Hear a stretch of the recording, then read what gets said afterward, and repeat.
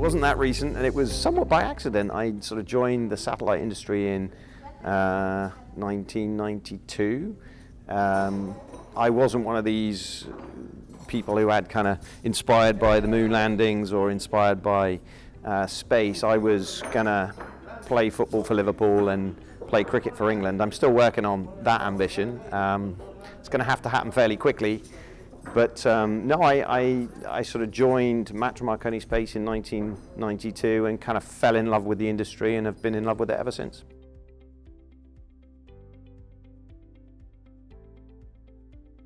For me, it's always been about working with great people and learning from them. I've been very fortunate in my career that I've benefited from working with you know, some great brains, people who think about things in a very different way, things that I've taken from them and learned from them.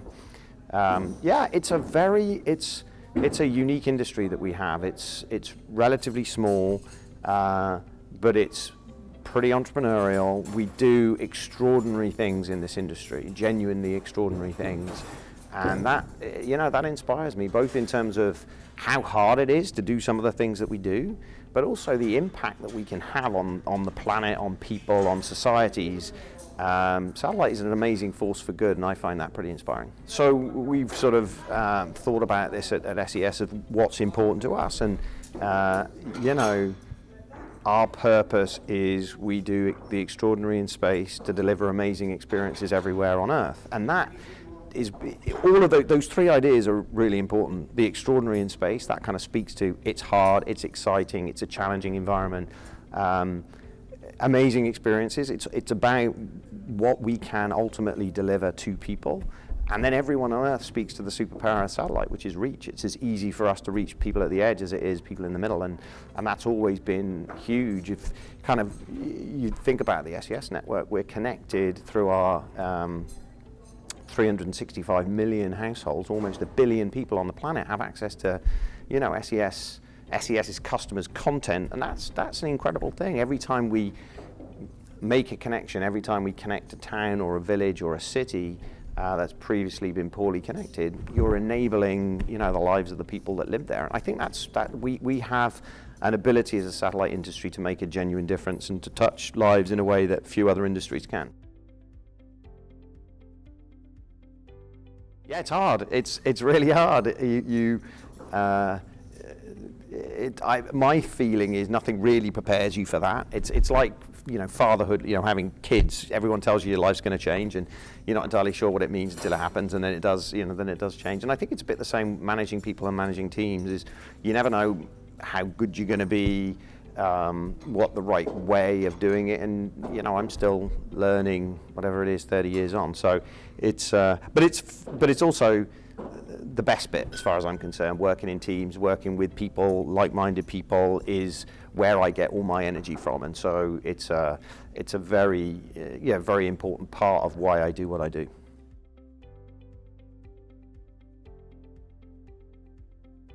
It's a great question. We had that exact situation at O3b back in the relatively early days of O3b. We had sort of spent 2 or 3 years building the constellation, preparing ourselves for launch, preparing ourselves for commercial service. We had, you know, all of our customers came down to the launch, very, very successful launch. And then, you know, a month or two later, we discovered that we had a life-limiting condition in the first 4 satellites that would lead to, you know, shorter lifetime than we expected, and we basically had to completely change the plan. We obviously had to accelerate the future launches. We were fortunate that we'd made the decision to procure additional satellites, so we were able to bring those forward.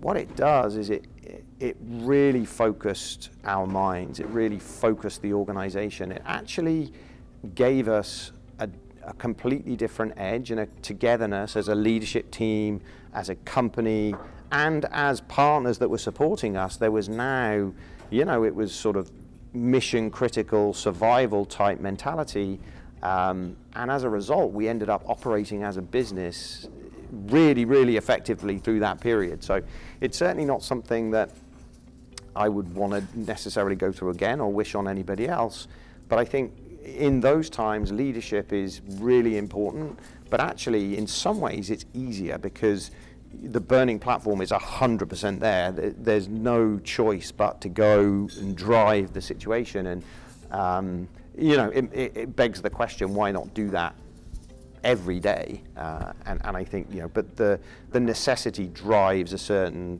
behavior and a certain leadership and a certain focus. And for us, that was super helpful.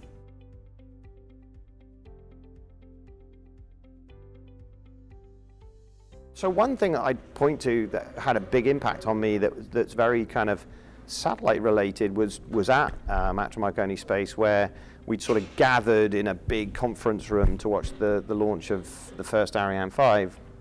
And there were a bunch of folks I knew well who were involved in Cluster, which was the mission that was going to be supported, and a lot of excitement around the launch. And 40 seconds into the launch, bad thing happened. And what struck me was, first of all, silence, and genuine silence, and then, a few cries, and, by the end, sort of grown men and women genuinely going through grief and, as a result of losing some satellites. Now, what that meant was they'd lost satellites that they'd spent the last 6 years, time away from their families, sort of blood, sweat, and tears invested in those satellites. But the thing that taught me is firstly, success and failure is relatively fleeting, right? And it's perhaps never as good as you think it is, and it's never as bad as you think it is. The importance of what we do to people, not to lose sight of the fact that what we do really matters, and people feel passionately about it and personally invested in the success, and that's a really important idea, I think. But also, for those folks, it was also about the courage to continue, right?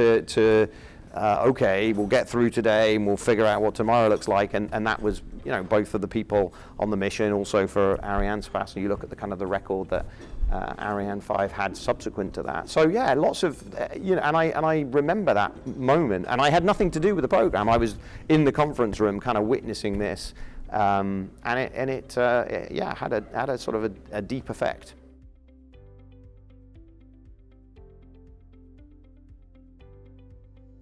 So first thing I'd say is do it. I mean, without any hesitation. And it's the industry now is different from the industry that I joined, and I think that's really important. We're seeing so much more innovation. We're seeing so much more integration with sort of terrestrial ecosystems and cloud, and the applications that we're able to support. The rise of kind of new space and sort of better access to space, whether that be sort of smaller and more affordable launch vehicles, whether that be, nano and smaller satellites. So I think whether you want to go join a larger established company, a Boeing or a Lockheed, or whether you want to go join a startup, whether you want to be involved in communication or, Earth observation, I think space is genuinely inspiring. It's a fantastic industry, and I couldn't recommend it more to folks who are starting out.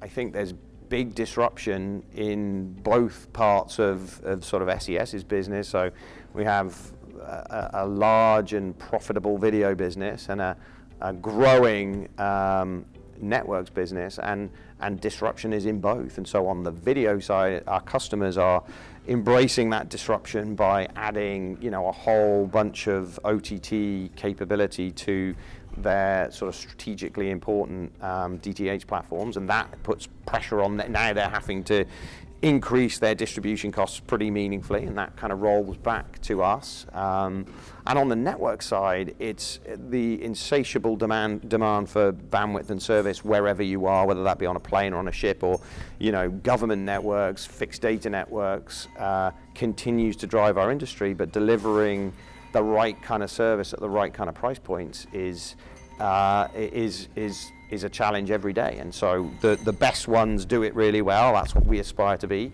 But you're never done.